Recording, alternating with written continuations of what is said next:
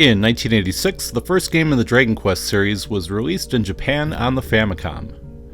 The game's creator, Yuji Horii, was inspired by Western RPGs like Wizardry and Ultima, and wanted to popularize the genre by making it appeal to a wider audience. The game ended up being a huge hit in Japan, and Nintendo decided that they would bring the RPG over to North America in 1989. The game did not meet expectations in the US though. Eventually, Nintendo decided to give away free copies of Dragon Warrior with a subscription to Nintendo Power. That's one hell of a promotion. Now that I've given you a little history of the game, we can start the review.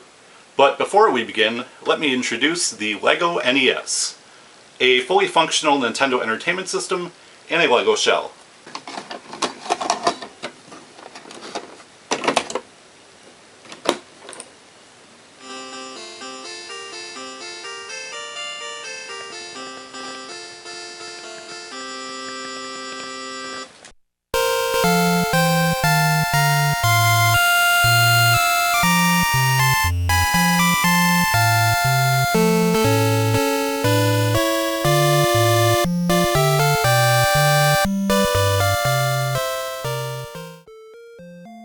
The story in this game is pretty much non-existent.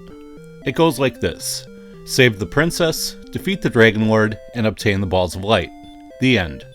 Yeah, that's it. Pretty lame even for an older game like this. However, if you have the instruction manual, you do get a very nice little backstory about how Lord Erdrick defeated evil a long time ago and brought peace to the land.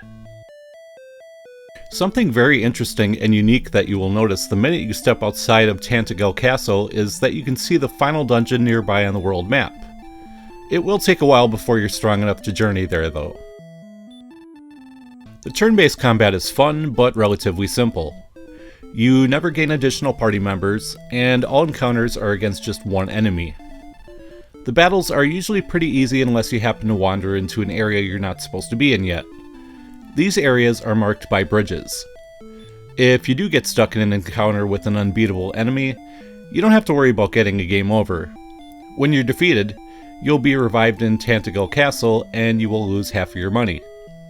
Since it's so time consuming to earn a good amount of money, it is advisable not to cross into new areas unless you have good armor and are leveled up sufficiently. One major flaw the game does have is the excessive amount of grinding you have to do to purchase new equipment and level up.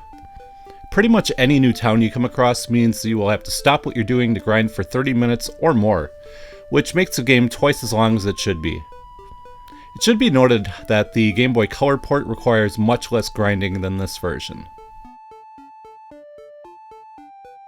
Controlling your character takes some getting used to because there's a bit of a delay when your character starts moving. You do also have to bring up a menu to open doors and use stairs, but that actually didn't bother me after the first hour or two. The graphics are kind of hit and miss. While the world map and towns can be pretty dull, the enemy sprites are really nice. There isn't a lot of variety to them though, and you will see plenty of palette swapping.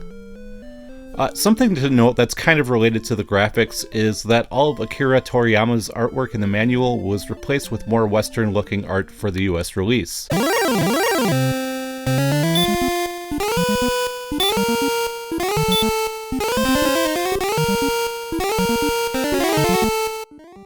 The game's soundtrack is pretty good, but they didn't always do the best job taking advantage of the NES's sound capabilities.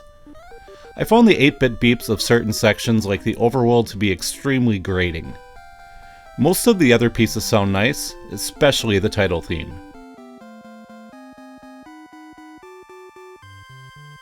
Dragon Warrior is a good RPG that hasn't aged very well and is kind of hard to recommend. While I did enjoy the game myself, others may find it to be too archaic and grindy. Still, it is a very important and influential game in the genre, and started one of the greatest video game franchises of all time. If you do plan on checking the game out, I recommend getting the Game Boy Color port because it is a little more forgiving. That will do it for this one, so as always I want to thank you guys very much for watching, and I will see you next time.